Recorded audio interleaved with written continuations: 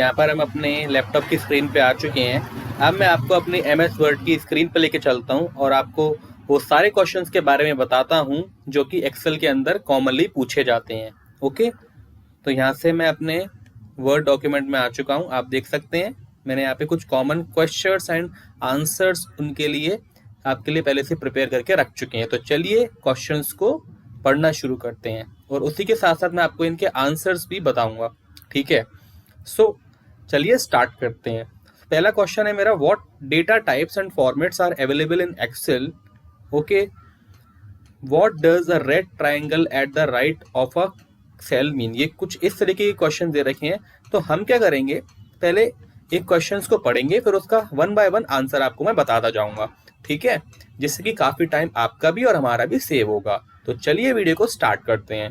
So question number 1 ये कह रहा है हमसे, what data types and formats are available in Excel. मतलब एक्सेल के अंदर कितने प्रकार के फॉर्मेट्स और डेटा टाइप्स अवेलेबल होते हैं। तो चलिए मैंने इसके लिए आपके लिए आंसर बता रखा है। सो आप देख सकते हैं, the data can be presented in the Excel in the following formats like accounting, date, time, currency, number, percentage, fraction, scientific, special, text, custom. इस लगभग इन सभी तरीकों से आप अपने डेटा को फॉर्मेट के रूप में प्रेजेंट कर सकते हैं एक्सेल के अंदर। चलिए मैं आपको यहाँ पे एग्जांपल भी बता देता हूँ। इसके लिए मैं यहाँ पे एक्सेल को ओपन करके आपको दिखा देता हूँ। एक्सेल को आप ओपन करिए, न्यू ब्लैंक वर्कबुक पे जाइए। ठीक है, अब यहाँ से ये ओपन हो रहा है, इसको मैं यहाँ से क्लोज कर देता हूँ। अब आप देखिए यहाँ से कि जो मैं आपको बताना चाह रहा हूँ वो यहाँ पर मेरा आता है कि एक्सेल के अंदर हम कितने फॉर्मेट में डेटा रिकॉर्ड कर सकते हैं। तो आप देख सकते हैं यहाँ पे number, currency, accounting, short date, बहुत सारे टर्म्स दे रखे हैं जिसमें अपने आप डेटा को रिकॉर्ड कर सकते हैं एक्सेल के अंदर। ठीक है, नेक्स्ट क्वेश्चन आता है मेरे पास यहाँ पे, second question, what does a red triangle at the top right of a cell means. तो इसका आंसर देख लेते हैं फटाफट से। The red triangle is the sign that someone has placed a comment placed on the cell। इसका मतलब ये होता है, रेड ट्राइंगल एक्सेल के अंदर एक ऐसा टर्म होता है जिसको क्लिक करके आप किसी भी बंदे का कमेंट देख सकते हैं जो उसने ऑलरेडी वहां पे दिया हुआ है। ठीक है, अब हम क्वेश्चन नंबर 3 में पढ़ जाते हैं। ठीक है, what shortcut can you use to add a new row और column in Excel. Question number 3 है, ये भी काफी इंटरेस्टिंग है। तो देखिए आप आंसर नंबर 3 में मैंने कुछ यहाँ पे अल्टरनेटिव पॉइंट्स भी लिख रखे हैं। अल्टरनेटिव्स मैंने यहाँ पे शॉर्टकट कीज बताए जिसको आप यूज कर सकते हैं। अगर आपको कोई रो को ऐड करना है या किसी कॉलम को ऐड करना है एक्सेल के अंदर, तो आप ये 4 तरीके अपना सकते हैं। सबसे पहले आप ऑल्ट प्लस IC का भी यूज कर सकते हैं। इसी के साथ साथ अगर आपको कोई रो को ऐड कराना है तो आप ऑल्ट प्लस IR यूज कर सकते हैं। मैंने यहाँ पे एरो से स्पेसिफाई किया हुआ है। अगर आपको किसी कॉलम को ऐड करना है तो आप यूज कर सकते हैं Alt I plus C to add column. इसी के साथ साथ अगर आपको किसी रो को ऐड करना है तो आप यूज कर सकते हैं alt plus I plus R। इसी के अगेंस्ट में आप 2 ऑप्शन और यूज कर सकते हैं, that is control plus and control minus. अगर आपको किसी रो और कॉलम को ऐड करना है तो आप कंट्रोल प्लस कीजिए, अगर आपको माइनस करना है, रिमूव करना है, तो आप कंट्रोल माइनस का साइन कीजिए। ठीक है, तो यहाँ पे मेरा क्वेश्चन नंबर 3 कंप्लीट होता है। इसके बाद आता है मेरा, what shortcut can you use to select a row और कॉलम इन एक्सेल। तो चलिए इसका आंसर भी देख लेते हैं।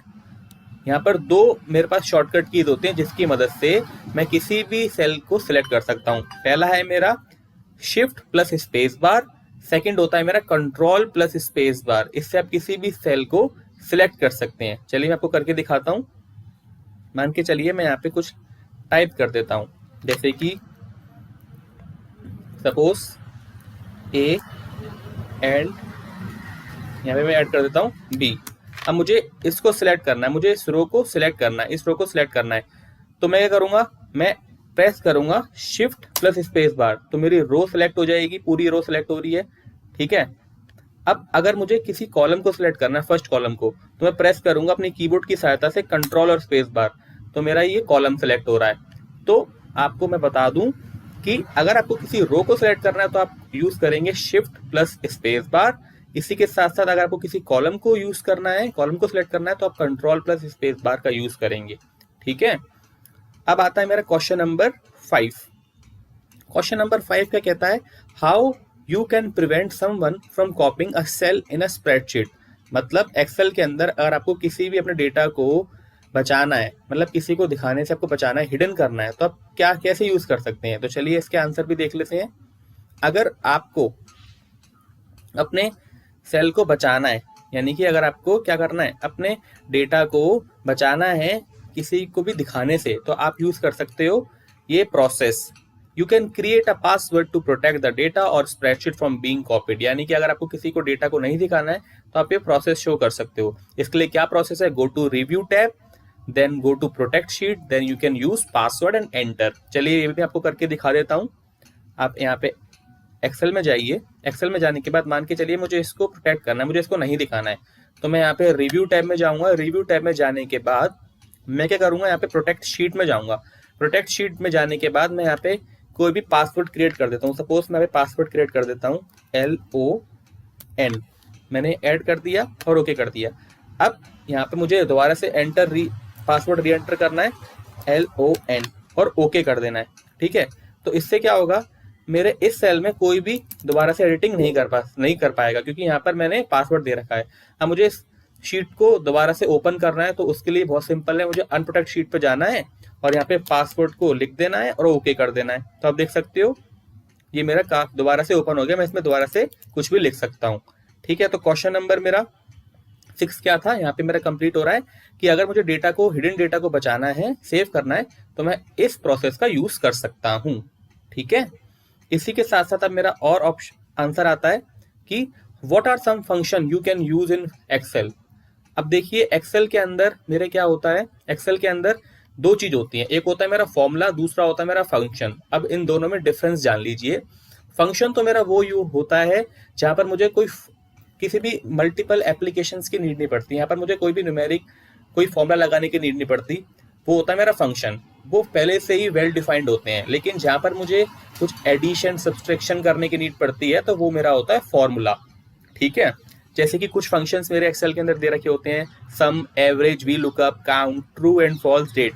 ये ऐसे फॉर्मूले जो कि एक्सेल के अंदर ऑलरेडी वेल डिफाइंड है, इसके लिए मुझे कोई फॉर्मूला अप्लाई करने की नीड नहीं होती। ऑल्सो अगर आपको फॉर्मूला लगाना है तो आप सम, एवरेज के लिए फॉर्मूला लगा सकते हैं इन सब के लिए, लेकिन ये फंक्शंस के अंदर गिने जाते हैं जो कि मेरे एक्सेल के अंदर पहले से ही वेल डिफाइंड है। ओके, तो आंसर नंबर 7 मेरा यहाँ पे क्लियर होता है। उसी के साथ साथ मेरा ओपन होता है अब व्हाट इज पाइवट टेबल।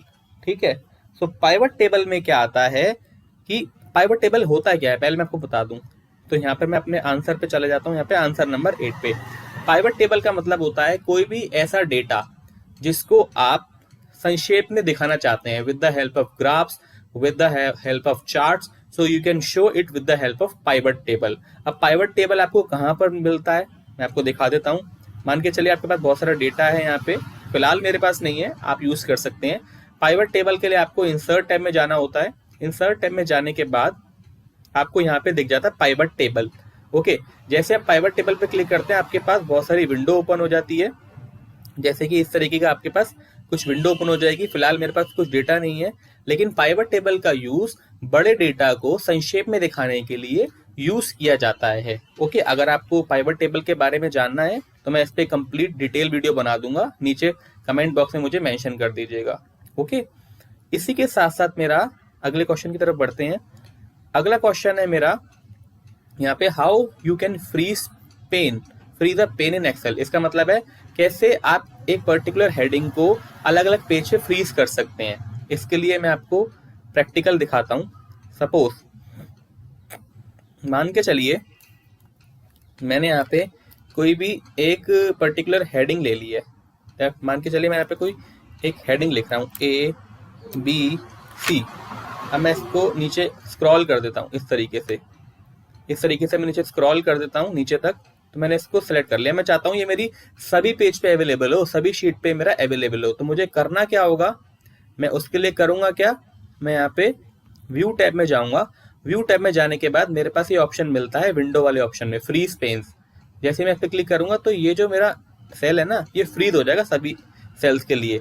मतलब आगे मैं कोई भी सेल ऐड करूँगा ना, तो उसमें भी मेरा यही सेल जो है वो कॉलम मेरा रिपीट होता जाएगा। और अगर आपको इसको रिमूव करना है तो आप अनफ्रीज पेन भी कर सकते हैं। तो फ्रीज पेन का मतलब होता है किसी भी एक पर्टिकुलर सेल्स को अलग अलग पेज पे फ्रीज कर देना। ठीक है। ये अक्सर बहुत सारे चार्ट्स में, या अगर आप कोई डेटा क्रिएट कर रहे हैं, कोई हेडिंग है जो अलग अलग पेज पे शो होना चाहिए, जैसे प्रिंट प्रीव्यू निकालते हैं तो वो जो शीट का जो हेडिंग है वो दूसरे पेज पे भी आनी चाहिए, उसके लिए इस ऑप्शन को यूज किया जाता है। ठीक है, तो ये कुछ कॉमन बेसिक क्वेश्चंस थे जिसके बारे में मैंने आपको अवेयर कराया, जो कि अक्सर एक्सेल इंटरव्यू में पूछा जाता है, जो कि आप रेडी कर सकते हैं। ओके, सो आपको ये आंसर याद करने चाहिए। Thanks for watching this video.